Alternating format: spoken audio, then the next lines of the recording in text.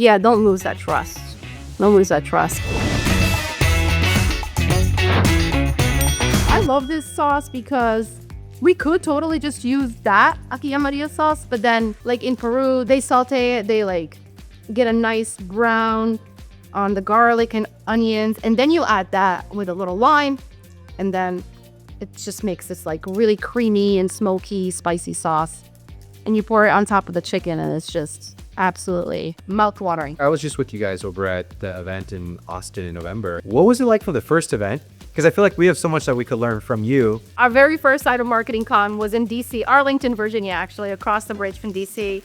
We're like, we're gonna get 80 people max, because right after the pandemic, we weren't sure people were gonna come out. Next thing you know, we sold out and we had to take the ticket website down because we truly could not fit any more people. Most of the sessions in the rooms were standing room. You had people like lined up at the back just to hear the sessions and the contents. Our keynote dropped out, and it just so happened that Nate Burke was actually speaking, and I texted him at 11 p.m. to like, do you want a keynote tomorrow? And he was like, are you actually telling me at 11 p.m. the night before for an 8 a.m. keynote that you want me to keynote? He's like, okay, got it. It ended up being a really amazing keynote. So that was one of my most memorable. When you were in Austin just this past year, was it pretty smooth sailing? Yeah, it was pretty smooth sailing. We have the muscle memory now, right? Some things are already established, processes are already established, planning stuff is already established. So there's light at the end of the tunnel. Yeah.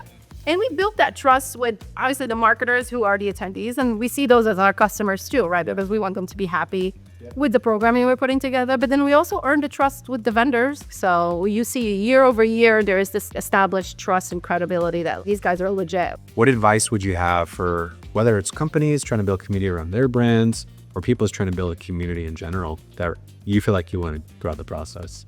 Yeah, I think don't lose that trust. Don't lose that trust. I mean, one massive rule that we had from the beginning is we are not going to let vendors into the Slack community. And to this day, we still hold true to that.